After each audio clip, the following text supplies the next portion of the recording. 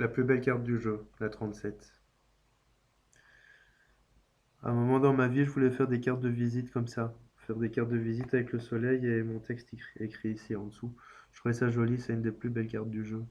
Alors la lumière, un soleil doré. Il est plus très doré chez moi parce que ben, elles sont un peu vieilles. Et la lumière à travers ça. Alors ce soleil, ça correspond à la carte soleil dans le tarot ou à la carte du monde. En fait, elle correspond aux deux cartes.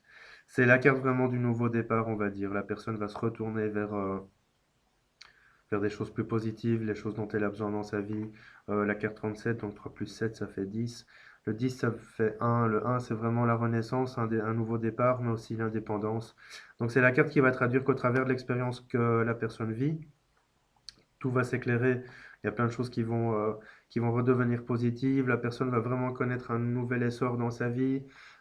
Si sa vie va déjà très bien, ça peut traduire la renommée, la reconnaissance, ça peut traduire la résolution de ce qui en fait n'allait pas encore très bien. Même si globalement sa vie va bien, il y a toujours quelque chose qui ne va pas. Et en fait, cette carte va traduire tout ça. Donc la lumière, c'est vraiment la carte, j'ai presque envie de dire divine par excellence, la meilleure carte du jeu, la plus belle carte du jeu. Vous pouvez faire un tirage que négatif. Si la carte lumière sort dans le tirage, tout le tirage s'enverra positif. Parce que l'issue est complètement positive, même si les expériences ne sont pas forcément agréables à vivre. Alors la lumière, c'est une personne qui est consciente de ce qu'elle a à travailler, c'est une personne qui est consciente de qui elle est, de ce qu'elle doit faire, de ce qu'elle veut faire dans sa vie, qui va au bout de ses projets, une personne qui est centrée sur elle-même tout en étant centrée sur les autres. Petite parenthèse. Je croise beaucoup de gens qui sont centrés sur les autres et qui ne pensent qu'aux autres et qui ne pensent jamais à eux.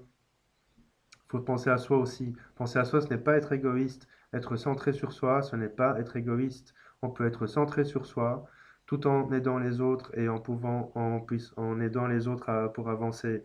On peut être centré sur soi, ce n'est pas de l'égoïsme, ce n'est pas de l'égoïsme.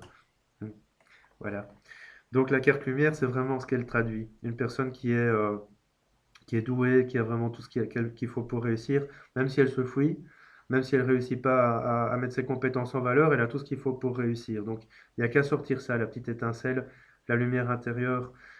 Avec les cartes alentour, vous allez pouvoir définir ce qu'il lui faut vraiment pour pouvoir avancer, ce qui lui manque, le petit truc qui lui manque pour pouvoir avoir confiance totale en elle, et donc pour pouvoir avancer. La carte lumière, c'est aussi une âme assez avancée dans son parcours d'âme, hein, qui a fait pas mal de choses, qui a vécu pas mal d'expériences, qui a déjà bourlingué, qui a déjà vécu des vies au cours desquelles elle a pu apprendre plein de choses. La carte lumière, c'est franchement excellent et une carte excellente qui va traduire tout ce qu'il y a de positif dans la vie. J'ai rien d'autre à dire de plus sur cette carte. J'ai presque envie de dire qu'il n'y a pas à l'interpréter. Elle est là, c'est juste pour dire tout est positif, mon grand, tu peux y aller. Fonce, même si c'est pas facile à vivre, mais tu vas voir à l'issue de ça, tout va être négatif, tout va être positif pour toi. C'est mauvais lapsus ça. Tout va être positif pour toi.